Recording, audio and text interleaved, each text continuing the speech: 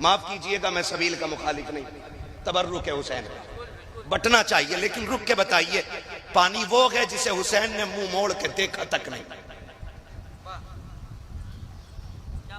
जो सबसे ज्यादा 10 मुहर्रम में हम बांट रहे हैं, पानी वो है जिसे हुसैन ने मुड़ के देखा ही नहीं, और कुरान वो है जिसे नेज़े पे चढ़ के भी सुनाया है। अब इसी चीज को देखें, कौम पानी में डूब गई और सजदे भूल गई,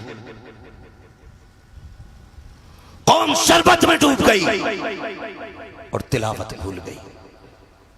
मैं ये नहीं कहता सबील ना बांटो, मैं ये भी नहीं कहता हलीम ना बनाओ, बनाओ, लेकिन जानते हो बनाने वाला दोपहर तक मेहनत करे और खुद भी मस्जिद में जाए और सबील हुसैन के नाम का हो, हलीम हुसैन के नाम का हो, खाने वाले सारे जुहर की नमाज पढ़ के आए हो। कहने लगा हूं अल्लाह करे ये हजम हो जाए।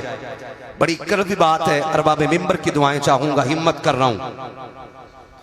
1 मुहर्रम से लेकर 10 मुहर्रम तक हम लोगों ने सफर किए हैं, कई राहों में गुजरे हैं, और 10 मुहर्रम में जो नतीजा सामने आया वो बयान से बाहर है। कई जगह पे रोड जाम कर दिए गए क्योंकि लोगों ने बड़े बड़े ढोल गलों में लटका रखे थे, पैरों में जूतियां नहीं, सर पे टोपियां नहीं, मुंह पर वुजू के नाम से एक कतरा पानी का नहीं गया होगा, और ढोल बजा करके सबसे बड़ा हुसैनी का दावा, हुसैनी होने का दावा कर रहे थे। सिर्फ एक सवाल करना चाहता हूं,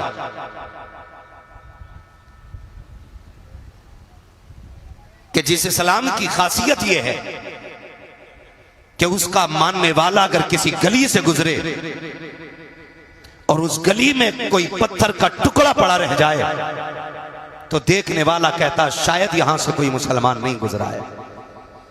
अगर इस गली से मुसलमान गुजर गया होता तो यह पत्थर का टुकड़ा रास्ते में नहीं मिलता, क्योंकि महबूब ने ईमान के हिस्से को इमाततुल अज़ान तरीक कह करके ये बता दिया है कि जो रास्ते में पड़े हुए टुकड़े को इस नीयत से हटा देता है कि कहीं किसी को ठोकर न लग जाए, उसके सीने में भी ईमान की शमा जलवगर हुआ करती है। मैं सिर्फ एक बात पूछना चाहता हूं, अगर राह की पड़ी हुई चीज को हटा देना ईमान का हिस्सा है तो ताज़िये के नाम पे, ढोल के नाम पे राहों को इसलिए रोक देना ताकि लोग हमारी तादाद को देख के मुस्कुराने लग जाएं, हमारी कसरत को देख के मुस्कुराने लग जाएं, लोगों को हैरत हो हमारे सरों की तादाद देखकर। मैं पूछना चाहता हूं, ये कौन सा इस्लाम हम दुनिया को दिखाना चाहते हैं, कौन सा दीन दिखाना चाहते हैं? हम जानते हैं गाड़ियां फंसी रहती हैं, उनमें औरतें भी होती हैं, बच्चे भी होते हैं, भूखे भी होते हैं, प्यासे भी होते हैं। अगर तेरे ताज़िये की वजह से कोई बच्चा गाड़ी के अंदर प्यासा रोने लग गया तो बता क्या फर्क रह जाएगा तेरे सितम में और यजीद के सितम में? अगर तेरी वजह से कोई गाड़ी में भूखा रह गया तो क्या फर्क रहेगा तेरे किरदार में और यजीद के किरदार में? तुम्हें खुदा का वास्ता लेके निकलो जुलूस, तुम्हारी मर्जी है, लेकिन राह फेर के नहीं, राह छोड़ के निकलो ताकि दुनिया को पता चल जाए। राहों को रोक लेना ये यजीदियों का काम है, राहें खोल देना ये हुसैनियों का काम है।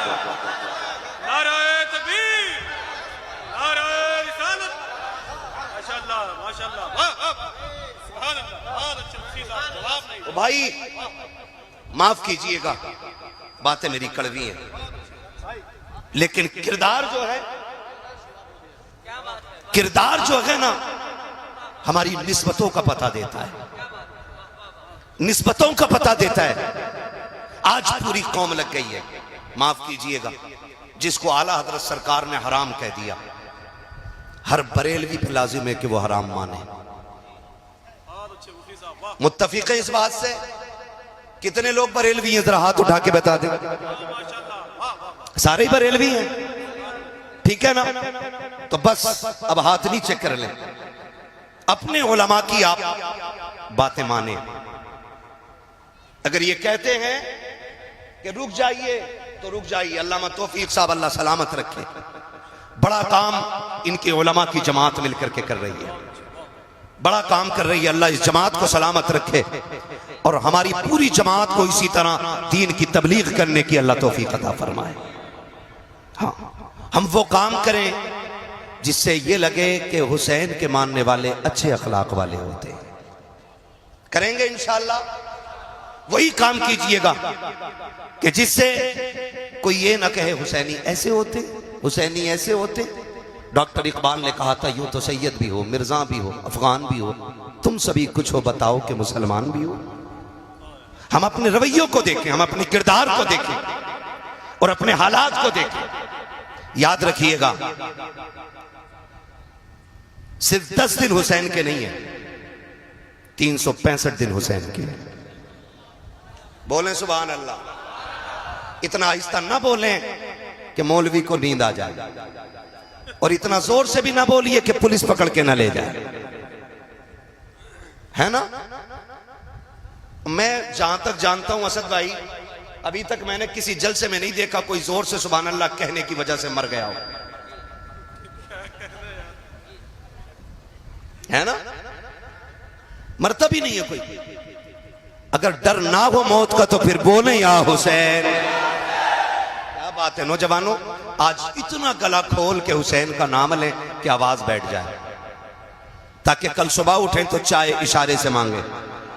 अम्मी कहे हो क्या गया, कहना अम्मा जो पैसे वाले थे वो उनके नाम पे पैसे लुटा रहे थे, मेरे पास कुछ नहीं था, मैं जहरा के लालों पे आवाज लुटा के आ गया हूं। कम से कम इतनी तो कुर्बानी दे के जाइएगा। हाँ, इतनी कुर्बानी जरूर दे के जाइएगा, वरना अल्लाह सलामत रखे हमारी कौम को। हजरत, जहां नहीं बोलना चाहिए वहां बहुत बोलती है, और जब नहीं बोलना चाहिए तब बहुत बोलती है। अभी पूरा स्टेज खड़े होकर छुपा रहा था, चुप जाओ भाई चुप जाओ, लेकिन चुप ही नहीं रहे थे। एक बंदा बता दो जो है यहां बैठ के मिंबर पे उसने ये नहीं कहा हो बोलो। पहले ऐलान से लेकर के मेरे नाम तक सबने कहा बोलो बोलो बोलो, लेकिन हम बोलने को तैयार नहीं, कहीं बिजली का बिल ज्यादा ना आ जाए। हम उस उत्तर प्रदेश में रहते हैं जहां पे सांस लेने का भी बिल देना पड़ रहा है। हाँ, मुझे इलेक्शन नहीं लड़ना है, वरना मैं एक एक टॉपिक पे बात करने की हिम्मत रखता हूं, लेकिन मैं गैरों को बाद में समझाऊं, पहले अपनों से निपट लूं। मेरा एक उसूल है भाई, मेरी तकरीर तबे यार को बेचैन करती है, सबब क्या है वही कहता हूं जो दिल पर गुजरती है। बहुत गौर से मेरी बात सुनिएगा, कोई काम ऐसा ना करे। 365 दिन हुसैन के, बोलो है कि नहीं। 5 वक्त की अजानें हुसैन की हैं, अजान का हर कलमा हुसैन का है, कलमे का हर हर्फ हुसैन का है, और अगर करीब से देखें तो इबादत में चागत हुसैन की है, सजदों में लज्जत हुसैन की है। लेकिन उसे पता हो ना जिसने इस इबादत को मजबूती से पकड़ रखा हो, है ना। 10 मुहर्रम आई, ले सबील दे सबील, ले सबील दे सबील। माफ कीजिएगा मैं सबील का मुखालिफ नहीं, तबर्रुक है हुसैन, बटना चाहिए, लेकिन रुक के बताइए पानी वो है जिसे हुसैन ने मुंह मोड़ के देखा तक नहीं। जो सबसे ज्यादा 10 मुहर्रम में हम बांट रहे हैं, पानी वो है जिसे हुसैन ने मुड़ के देखा ही नहीं, और कुरान वो है जिसे नेज़े पे चढ़ के भी सुनाया है। अब इसी चीज को देखें, कौम पानी में डूब गई और सजदे भूल गई, कौम शरबत में डूब गई और तिलावत भूल गई। मैं ये नहीं कहता सबील ना बांटो, मैं ये भी नहीं कहता हलीम ना बनाओ, बनाओ, लेकिन जानते हो बनाने वाला दोपहर तक मेहनत करे और खुद भी मस्जिद में जाए, और सबील हुसैन के नाम का हो, हलीम हुसैन के नाम का हो, खाने वाले सारे जुहर की नमाज पढ़ के आए हो, फिर खाने में भी मजा आएगा। और गांव का नाम नहीं लूंगा, एक गांव में गए ना, अजान का वक्त हुआ तो मस्जिद वालों ने कहा कि भाई थोड़ा ये साउंड बंद कर लो। उन्होंने कहा कुछ दिन के लिए अपनी मस्जिद अलग ले जाओ, यहां तो डीजे बजे गई। ये मैं मुसलमानों की और सुन्नियों की बात कर रहा हूं मेरे भाई, रावजियों से तो हमारा कोई लेना ही देना नहीं है। मैं सुन्नियों की बात कर रहा हूं, हमारे बीच भी अंधभक्त है, शहादत याद रही लेकिन शहादत के वक्त का सजदा याद नहीं रहा। ये क्यों भूल जाते हैं हम? कह रहा कुछ दिन के लिए ना आप मस्जिद उधर ले जाइए, 10 दिन तक ये बंद नहीं होना। खुद सोचें जरा, ये हमारे रवैये दुरुस्त है? ये हमारे तरीके दुरुस्त है? नहीं है ना। अगली बात एक और कह दूं, वादा करें इंशाअल्लाह जैसी मुहर्रम का चांद नजर आएगा हम तिलावत भी कसरत से शुरू कर देंगे और सजदे भी कसरत से शुरू करेंगे। वादा करते हैं इंशाअल्लाह, सारे वादा करते हैं इंशाअल्लाह। जो हाथ नहीं उठा रहे जरा चेक तो करो क्यों नहीं उठा रहे। अगर नहीं उठा तो दुआए कुनूत सुन लूंगा, खड़ा करके देखूं किसका हाथ नहीं उठा। बेटे तुझसे नहीं सुनूंगा, तू बहुत छोटा है, तू डर की वजह से हाथ ना उठा। हाँ, कोई बात नहीं है, करते हैं इंशाअल्लाह वादा। एक बात और कहूं, मुहर्रम की 10 तारीख शहादत की तारीख है। किस चीज की तारीख? शहादत की तारीख। इसमें अहले बैत अतहार का एक एक फर्द दीन के लिए कुर्बान हो रहा है। अगर मैं फर्दन फर्दन शहादतें बयान करूं तो बड़ा वक्त चाहिए। बस मैं इशारतन किनायतन आपसे चंद बातें करना चाहता हूं। बातें अगर कड़वी लग जाएं तो माफ कर जाइएगा। मुहर्रम की 10 तारीख को आप देखें, जब 9 तारीख आई 10वीं शब, अमर इब्ने साद ने खबर भेजी कि हुसैन से कहो जंग के लिए तैयार हो जाए। मेरे इमाम ने कहा अमर इब्ने साद से जाके कहो जंगे भी कहीं शाम में होती हैं, जंगे भी कभी रात में होती हैं, जंग दिन के उजाले में होगी। उससे कहो कि जंग शाम में नहीं, अगर उसे जंग करनी है तो कल करें, हमें आज रात की मोहलत दी जाए, आज रात की मोहलत दी जाए। अमर बिन साद ने सोचा शायद हुसैन इसलिए इजाजत मांग रहे हैं कि तैयारी जंग की नहीं होगी, तलवार तेज होगी, तीरों की धारें तेज होंगी, नेज़े संभाले जाएंगे, नौजवानों को प्रैक्टिस कराई जाएगी तलवार चलाने की। लेकिन जानते हो उसने ये सोच के इजाजत दी कि ठीक है कल जंग करेंगे। मेरे हुसैन ने कहा मेरे दीवानों मेरे पास आओ, और बुला के सबसे कहा था सुनो ये यजीदी मेरे खून के प्यासे हैं, इन्हें तुमसे मतलब नहीं है। कोई बच्चे छोड़ के आया है, कोई बेटियां छोड़ के आया है, किसी ने माँ बाप छोड़े हैं। कहा सुनो हम करीम इब्ने करीम हैं, हम इजाजत देते हैं कि तुम जा सकते हो। ये यजीदी मेरे खून के प्यासे हैं, तुम्हें इनसे कोई मतलब नहीं और इनको तुमसे नहीं, तुम जाना चाहते हो तो जाओ। सबने इनकार कर दिया, हुसैन तुझे छोड़ के हम नहीं जा सकते। मेरे इमाम ने कहा अब्बास का जी आका का चिराग गुल कर दो। क्यों? कि शायद जो उजाले में नहीं जाना चाहता हो वो अंधेरे में चला जाएगा। गाजी अब्बास ने चिराग गुल किया। और लोगों तुम्हें मोहब्बतों का वास्ता है, मोहब्बतें इस तरह निभाई जाती हैं, रिश्ते इस तरह निभाए जाते हैं, और इस तरह से अहद व पैमान और वफा के वादे निभाए जाते हैं। मेरे हुसैन ने ना हालत जब चिराग बुझ गया, थोड़ी देर के बाद का अब्बास का जी आका का जरा चिराग रोशन करो। चिराग रोशन हुआ ना, फर्क इतना था कि जब चिराग बंद किया गया था आंखें सूखी थीं, और जब चिराग जलाया गया तो आंखें भीग चुकी थीं। आंखें भीगी हुई देखी, कहा गया नहीं कोई। जब इतनी बात कही ना तो मेरे हुसैन का सबसे बूढ़ा सहाबी, सबसे बूढ़ा सिपाही, जिसको दुनिया हबीब इब्ने मज़ाहिर कहती है, आपकी उम्र शरीफ उस वक्त 72 या 76 साल थी, आपकी कमर झुकी हुई थी। आप अपनी जगह से उठे, तलवार निकाली, आका हुसैन के कदमों में रखी और रख के कहते हुसैन अगर आपको यह लगता है कि मेरी सफेद दाढ़ी देख करके लोग आपकी जमात को कमजोर समझेंगे तो हुसैन वापस न भेज, रही मेरी तलवार ये, इससे मेरा सर कलम कर दे। मेरे इमाम ने कहा चाहते क्या हो? कहा हुसैन सबका यही फैसला है, जिएंगे तो तेरे साथ जिएंगे, मरेंगे तो तेरे साथ रहेंगे। मेरे इमाम ने कहा कि ये तुम्हारे खून के प्यासे नहीं है, तुम जा सकते हो। कहा हुसैन अगर नाना ने कयामत में पूछ लिया मेरा बेटा प्यासा था और तुम उसे छोड़ के चले आए थे तो हम क्या जवाब देंगे? मेरे इमाम ने कहा परेशान ना हो, वादा करता हूं कयामत में नाना से कह कह के एक एक को जन्नत दिलवाऊंगा, कह कह के एक एक को नाना से जन्नत दिलवाऊंगा। कहा हुसैन हमें जाना ही नहीं है। फिर मेरे इमाम ने कहा फिर जाओ इबादत करो, हो सकता है अब ये जिंदगी की आखिरी रात हो, अब इससे बड़ी रात शायद हमें इबादत के लिए न मिल सके। ये बात मेरे इमाम ने कही। फिर हर खेमे में सजदे भी हो रहे थे, तिलावत भी हो रही है, किसी को जान की परवाह न की, किसी को खानदान की परवाह न की, किसी को अहलो अयाल की परवाह न की। सारी कौम जितने भी सिपाही हैं, पूरा काफिला अल्लाह की इबादत में लग जाता है। किसी का सजदे में सर है, किसी के लबों पे तिलावत कुरान है। अल्लाह अकबर, फजर का वक्त करीब आया है। मेरे इमाम ने हजरत अली अकबर को बुलाया था। का अकबर कहा जी बाबा कि जब मौलाए कायनात थे तो इमाम हसन अजान पढ़ते थे, नमाज अली पढ़ाया करते थे। जब बाबा का विसाल हो गया फिर अजान मैंने पढ़ी है, नमाज भाई हसन ने पढ़ाई है। आज हसन नहीं है, नमाज मैं पढ़ाऊंगा, अजान अकबर आपको पढ़नी है। अकबर जाओ अजान पढ़ो और आते आते मैदान करबला का मंजर भी देखते आना, पूरे मैदान का जायजा भी ले लेना। हजरत अली अकबर गए हैं, आपने जाकर के अजान पढ़ी है, अजान पढ़ के फारिग हुए हैं। आप जब मैदान करबला को देखने के लिए निकले हैं और आपको हिचकियों की आवाज आई है, आपने उधर रुख किया है जिधर से रोने की आवाज आ रही थी। आपने जाकर के क्या देखा, कोई खातून है जिन्होंने अपनी चादर का आधा हिस्सा पकड़ रखा है, करबला की जमीन को साफ करती जा रही है।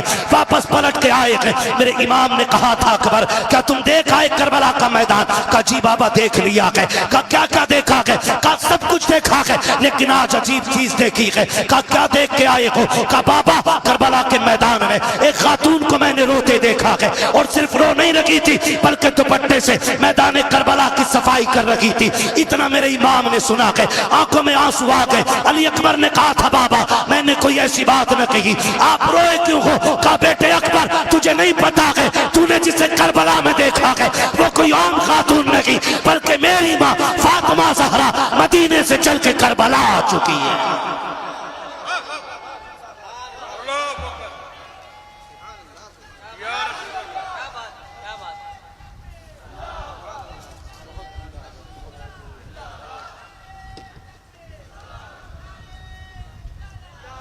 जवाब नहीं, जवाब दीजिए माशाअल्लाह। मुझे हैरत होती है, लोग खातून जन्नत की बात करते हैं, वो कैसे आ सकती हैं? वो कैसे आ सकती हैं? मैंने कहा जरा दिल पे हाथ रख के बता, तू 7 समंदर पार हो और तेरी मां हिंदुस्तान में हो, रात के 3 बजे तुम्हारे पेट में दर्द उठे, फजर होने से पहले मां का फोन पहुंच जाता है, बेटे खैरियत है? अम्मा क्यों? कहा रात 3 बजे से आंख नहीं लग रही है, रात 3 बजे से आंख नहीं लग रही है। फिर बेटा टूटे लहजे में बात करता है ना, तो माँ कहती है बेटे बीमार है ना? हाँ अम्मी तुझे कैसे पता चला? कहा बेटे रात 3 बजे मेरी आंख खुल गई, तब से दिल घबरा रहा है। मैंने कहा अगर आज की गुनाहगार माँ 7 समंदर पार का पता रख सकती है तो खातून जन्नत अपने बेटे करबला में शहीद होने के लिए जो गए हैं उनकी खबर क्यों नहीं रख सकती है? मुझे तो हैरत होती है लोगों पे। कहा अकबर तुमने जिसे देखा है ना वो कोई आम खातून नहीं, मेरी माँ फातिमा ज़हरा है। कहा वो करबला में आ चुकी है, तारीख गवाह है। फजर पढ़ी, फजर के बाद का वक्त है, सुने खुद नहीं खाते हैं गैरों को खिला देते हैं, ऐसे होते हैं मोहम्मद के घर आने वाले, ऐसे होते हैं मोहम्मद के घर आने वाले। बहुत गौर से सुनिएगा, फजर के बाद का वक्त शुरू हुआ। एक बच्ची यजीदी खेमों से निकल करके हुसैन के खेमे में आ गई। है तवज्जो सारे लोगों की? भाई कुर्सी के चक्कर में ना पड़े, ये कुर्सी बड़े बड़ों को खा गई और इसकी लंबी उम्र नहीं होती आरिफ भाई, उम्र बड़ी मुख्तसर है इसकी। एक टांग टूट जाए तो बैठने वाले की तोड़ देती है, ये बैठने वाले की तोड़ देती है। हम प्लास्टिक की कुर्सी वाले नहीं, हम तो आयतुल कुर्सी वाले लोग हैं। जो इस कुर्सी पे बैठे 2 फीट उठता है, जो आयतुल कुर्सी को साथ लगा ले वो रोज उड़ के जाके अल्लाह के आसमान तक चला जाया करता है। ये आयतुल कुर्सी का उरूज है। तवज्जो है सारे लोगों की? जिसको जहां जगह मिल गई ये बैठ जाइए भाई। मैं देख रहा हूं एक कुर्सी पे 3 बैठे हुए हैं, कुर्सी पे भी सितम है। कुर्सी ने संभाल रखा है तो ज्यादा हिलिएगा नहीं, वो टूट सकती है। तवज्जो है सारे लोगों की? कौन सा वक्त शुरू हुआ?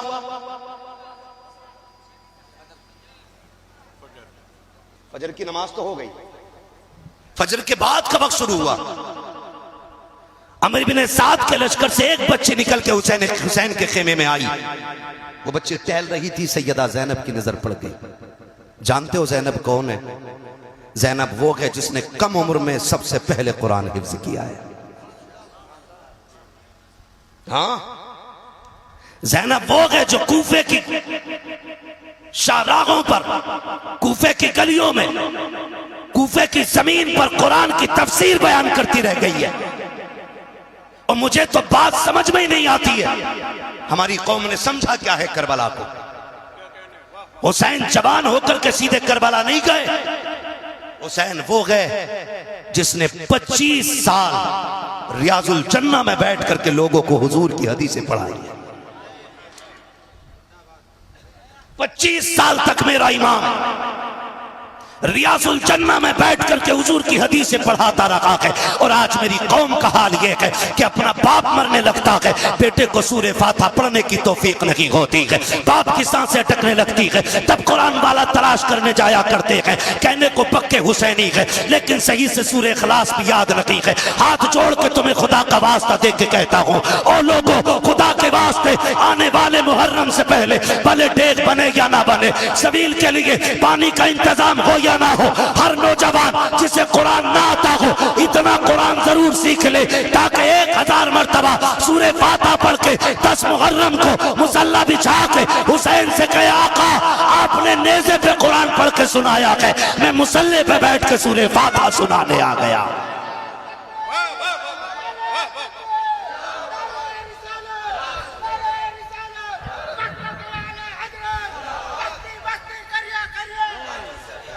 करेंगे इंशाअल्लाह, सीखेंगे कुरान, वादा करें इंशाअल्लाह, और नियत कर लेंगे तो इंशाअल्लाह कामयाबी मिल ही जाएगी, मिल ही जाएगी।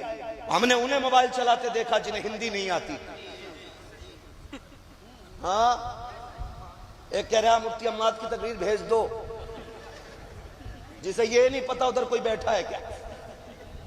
तो हम लोग अंग्रेजी में मोबाइल चलाना सीख जाते हैं, तो क्या हमें कुरान पढ़ना नहीं आ सकता है? बोलो, आ सकता है कि नहीं आ सकता है? वादा करते हैं ना आज हुसैन के नाम पे, आने वाले 10 मुहर्रम से पहले इंशाअल्लाह हम कम से कम सूरे फातिहा जरूर सीख लेंगे, और जितना ज्यादा से ज्यादा सीख सको सीख लो। वरना हमारी कौम का हाल यही है अलमिया भाई, हमारी कौम का हाल यह, मस्जिद में 2 रकात पढ़ने जाता जिस दिन दूल्हा बनता। हाँ भाई, तो सुबह जब तक आए ना निकल के ना, दूल्हा इमाम निकल के ना आए ना, खड़ा रहता। क्यों? कि नियत नहीं बताई अभी किसी ने, नियत नहीं बताई है। एक को नियत बताई, नियत तो बता दी, दे सजदे पे सजदा, सजदे पे सजदा। ये मेरे साथ का हादसा है, मैं किसी और की नहीं बता रहा हूँ, मेरे साथ का हादसा है भैया। वो नियत सलाम ही नहीं फेर रहा है, पीछे वाले कह रहे कब सलाम फेरेगा, तो सजदे में कह रहे आके थोड़ी देर रुक जाए, सजदे में कह रहा है कि बस अब के आखिरी रकात है। ये हमारे दूल्हाओं की कंडीशन है। फिर गाड़ी घर से निकली है, 4 कदम चली थी कि हादसे का शिकार हो गई। माँ ने सर पे खाक डाली, बाप तड़प जाता है, हाय बेटे के हाथ की मेहंदी नहीं छूटी थी, अभी सेरे के फूल नहीं टूटे थे, बेटे की जिंदगी का कारवां उजड़ गया है। खुदा की कसम खा के कहता हूँ, इतना कुरान सीख लो कि घर से दूल्हा बन के भी निकलो, अपने ऊपर आयतुल कुर्सी पढ़ के दम कर लो। अल्लाह की इज्जत की कसम, अगर वो राजी हो गया, जब तक लौट करके ना आओगे मौत भी तुम्हारे करीब नहीं आ सकती है। ये हकीकत है। हमारी कौम को नमाज नहीं आती, नमाज नहीं आती। हसन हुसैन उसमें भी बड़ा शीर, ऐसे बाबे हमारे बड़ा लंबा झंडा लगाया एक ने, उस पे लाल कलर का झंडा और उस पे लिखवाया हरे कलर से या हसन, बड़े शीन से। और इलाज कर रहा है वो लोगों का नहीं। पूछे ना, इन उलमा से पूछे। इतना कुरान तजवीद की रियायत से याद करना फर्ज है जितने से नमाज मुकम्मल हो। ये याद रखिएगा, ये नमाज जनाजा नहीं है एक ने पढ़ ली तो सबकी उतर गई। ये नमाज जनाजा सबको अपनी अपनी नमाज याद होनी चाहिए। करेंगे इंशाअल्लाह। अगली बात करूं, अगर तैयार हैं आप तो बोले जरा सारे या हुसैन। पीछे वाले थक गए, अल्लाह करे इनको हाथ उठाने की तौफीक मिलती रहे। मैं बद्दुआ नहीं करूंगा क्योंकि मेरे नबी पूरी जिंदगी इस उम्मत के लिए दुआ करते रहे। हाँ ठीक है, कह सकते हैं, जरा बोल दें या हुसैन। हाँ, मैं एक साहब तकरीर कर रहे थे, वो नजामत कर रहे थे अफक भाई, तो कह रहे कि जो हाथ हुजूर के नाम पे उठ जाएगा उसे कभी फालिज नहीं होगा। मैंने कहा भाई अजीब मसला है, बीमारियां भी रब की तरफ से नेमत होती हैं, ये दावा क्यों कर रहे हो? अगर फालिज होना या अजाब या इताब होता तो इमाम बुसीरी के बारे में क्या राय है? और बीमारियां रब की तरफ से आजमाइश होती है। लेकिन इतना कहूंगा कि जो हाथ हुजूर के नाम पे उठेगा वो किसी बदअकीदा के आगे कभी मिलाने के लिए नहीं झुकेगा। कहें जरा या रसूल अल्लाह। कौन से वक्त की बात हो रही है? फजर के बाद का वक्त है। हुसैनियों में मुबारकबाद पेश करता हूं, तुमने करबला वाले हुसैन की महफिल सजा रखी है। तुम उनकी महफिल में आके बैठे हो जिनकी चौखट से आज तक कोई खाली गया ही नहीं है। बरेली से मेरा इमाम कहता कौन देता है, याद है आपको? कौन देता है? देने को मुंह चाहिए, देने वाला है सच्चा, देने वाला है सच्चा। हमारा नबी, पानी कौन सी तारीख को बंद हुआ था? डर के ना बोलो, ये बात हमने मौलवी से नहीं, ये बात हमने अपनी अम्मा से चूल्हे पे सीखी थी। हाँ, ये बात हमने अपनी मां से चूल्हे पे सीख ली थी कि करबला में 7 तारीख को पानी बंद किया गया था। कितनी तारीख को? और जोर से, कितनी तारीख को? ये आवाज उन तक जरूर जानी चाहिए जिन्हें नई तहकीक का कीड़ा है। ये सही है। हाँ, कितनी तारीख को? हर सुन्नी हुसैनी बोले कितनी तारीख को? एक साहब तो कह रहे हुसैन गुस्ल करके करबला में गए थे। नई नई किताबें लाते निकालते। ठीक है जी, हम आला हजरत वाले लोग हैं जी, और जो आला हजरत कह गए वही हम मानने वाले लोग हैं। अब उनकी बात को रद्द करने के लिए उनसे बड़ा हजरत लेके आओ तो हम मानेंगे। उनकी बात को रद्द करने के लिए किसी चुटपुंजिया हजरत की नहीं मानेंगे। बस सीधी सी बात अपनी। जब मेरा इमाम लिखता है कि हुसैन 3 दिन के भूखे प्यासे करबला में शहीद किए गए, तो गोया इमाम ने कहा कि वो भूखे भी थे और प्यासे भी थे।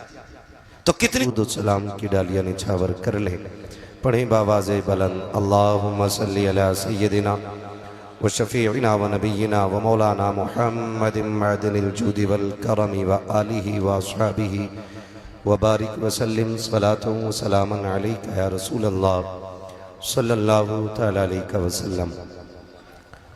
मैं सबसे पहले मुबारकबाद पेश करता हूँ सोनू भाई और उनके तमाम रुफ़क़ा, अहबाब, दोस्त और वो तमाम बरादरान जिन्होंने बेपनाह कोशिशें और मेहनतें करके इस महफ़िल को सजाकर हमें और आपको अल्लाह और उसके रसूल के ज़िक्र करने का मौका फ़राहम किया। मौला करीम इन तमाम अहबाब को दिन दूनी रात चौगुनी तरक्कियाँ अता फ़रमाए, और जितने भी आशिक़ाने मुस्तफ़ा इस महफ़िल में तशरीफ़ फरमा हैं, अल्लाह करीम सबकी हाज़री के सदक़े में हमारी भी हाज़री अपनी बारगाह में कबूल फ़रमाए। मुअज़्ज़ज़ हाज़रीन इकराम, अभी आपने बड़े ख़ूबसूरत लबो लहजे में शुअरा से नातो मनक़बत के अशआर मुलाहिज़ा फ़रमाए। उनके बाद एक बहुत कम वक्त में आपने बड़ी ख़ूबसूरत गुफ्तगू भी मुलाहिज़ा फ़रमाई। मेरे बाद भी इंशाअल्लाह आपको खूबसूरत कलाम भाई असद इकबाल कलकत्तवी साहिब क़िबला से सुनना है। कोशिश ये रहेगी कि उतनी देर बात की जाए जितनी देर आपके कानों को बोझ न लगे, इसलिए कि ज़िक्र पाकों का है, ज़िक्र कदर वालों का है, इसलिए समाअतें भी कदर वाली ही होनी चाहिए। मैं नहीं चाहता कि उनके ज़िक्र को इस तरह सुना जाए कि जैसे कुछ सुना ही नहीं, क्योंकि ज़िक्र उन अजीम हस्तियों का मैं करूँगा कि जिनका तारुफ बरेली के इमाम ने इस तरह कराया कि सुबह तैबा में हुई बट्टा है बाड़ा नूर का, सदका लेने नूर का आया है तारा नूर का, मैं गदा तू बादशाह भर दे प्याला नूर का, नूर की सरकार, नूर दिन दूना तेरा दे डाल सदका नूर का, तेरी नस्ल पाक में है बच्चा बच्चा नूर का, तू है ऐने नूर तेरा सब घराना नूर का, तू है ऐने नूर तेरा सब घराना नूर का। मुअज़्ज़ज़ हाज़रीन इकराम, दिली मुबारकबाद में यूँ भी पेश करूँगा कि आपने मुहर्रमुल हराम के इस मुबारक महीने की अजीम कुर्बानी का यूँ एहतराम किया कि ना कोई तमाशा करके, ना कोई ढोल की महफिल लगाकर, ना कोई बाजे गाजे की रस्में सीधी करके यहाँ महफिल लगाई, बल्कि एक महफिल इसलिए सजाई है ताकि हम करबला वालों का भी जिक्र सुन सके, साथ में मदीने वालों का भी जिक्र सुन सके।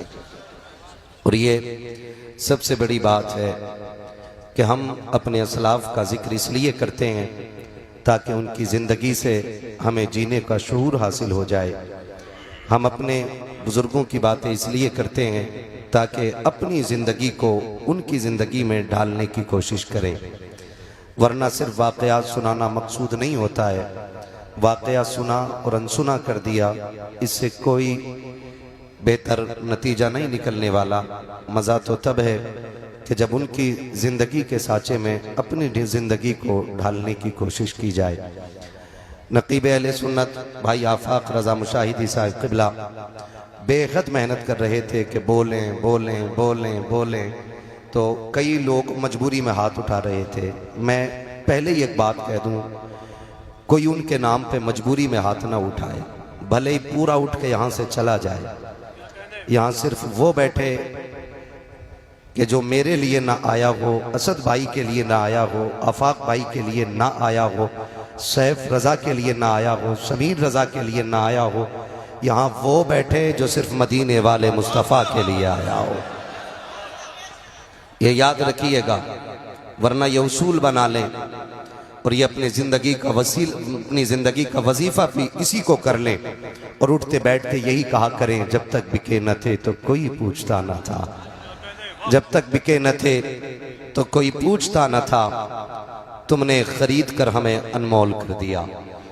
अजीज़ान मिल्लत इस्लामिया, मैं इस मौके को गनीमत समझता हूँ और मैं सोच रहा हूँ लोहा गर्म है तो चोट मार ही देनी चाहिए, क्योंकि हजारों की तादाद में बातें सुनने वाले लोग रोज रोज नहीं मिलेंगे। आज है तो मैं बात कह जाऊं, और मैं ये पूरी जिम्मेदारी के साथ कह रहा हूं, अगर मैं अपने बाप की बात करूं तो गरेबान पकड़ के मिंबर से उठा देना, और बात रसूल पाक की हो तो एक एक बंदा इस बात को सीने पे नोट करके लेकर के जाए। मैं बड़ी शर्मिंदगी के साथ ये कह रहा हूं कि हम उस कौम को परवान चढ़ा रहे हैं जिसमें से 30% हमारी कौम को अभी जलसों में बैठने का अदब नहीं आया है। बुरा ना मानिएगा, ये मत सोचिए हम ही आए और हम ही को डांट पड़ गई। हमारी कौम के 30% नौजवानों को अभी जलसों में बैठने की भी तमीज नहीं। अगर गलत कह रहा हूं अंदाजा लगा लें, मेरे 30% मैंने कहा, लगभग 35% से ज्यादा लोगों के सरों पे टोपियां नहीं है। ये एक बहुत बड़ा अलमिया है, इसे हल्के में मत लेना। हम 70 सालों में अभी तक अपनी कौम को टोपियों का शौक नहीं दिला पाए, और हमें एक बीमारी लग गई है कि दुनिया हमें सबसे ऊंचा मान ले, हमारे परचम लहराएं।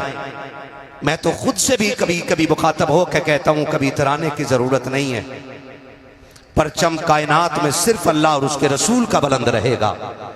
बाकी कायनात की हकीकत यह है कि हुए नामवर बेनिशां कैसे कैसे, जमी खा गई आसमां कैसे कैसे। मेरी कौम के नौजवानों, आप इमाम अली मकाम की महफिल में आके बैठे हैं, याद रखिएगा आज के बाद किसी भी जलसे में जाओ ना तो नंगे सर न जाना, इसलिए कि दुनिया की महफिल में बैठने का मतलब और होता है और हुसैन की महफिल में बैठने का मतलब और होता है। ये ख्याल रखिएगा कि जब उनकी महफिल में जाया करो तो टोपियां लगा लिया करो, ताकि ये पता चले कि ये कौम हुसैन की महफिल में बैठने के लिए जा रही है। मैं अक्सर ये देखता हूं जलसों में कि जिस बस्ती में जलसे होते हैं उस बस्ती के नौजवान गांव के बाहर घूमते होते हैं और बाहर के लोग आकर के उस बस्ती के जलसे को आबाद करते होते। तो मैं कभी कभी सोचता हूं इन्हें क्या हो गया, फिर कभी खुद ये सवाल का जवाब मुझे मिलता है और मेरे जहन की यूं समझे कि इस तरह से मेरी जहन साजी की जाती है, गोया कोई पीछे से थपकी दे के कहता है कि महबूब की महफिल को महबूब सजाते हैं। ये जो गलियों में टहल लगे इन पे एतराज न कर, ये जो आज भी शहर के बाहर निकल आए हैं इन पे एतराज न कर। हकीकत ये है कि महबूब की महफिल को महबूब सजाते हैं, आते हैं वही जिनको सरकार बुलाते हैं। अगर कोई इतनी अजीम महफिल में नहीं आके बैठा ना, मुझे कोई एतराज नहीं है, मुझे कोई शिकायत नहीं है। उस बंदे को सोचना चाहिए कौन सी गलती कर बैठा हूं जो आज भी अली के बेटों ने अपनी महफिल में बैठने की जगह नहीं दी है।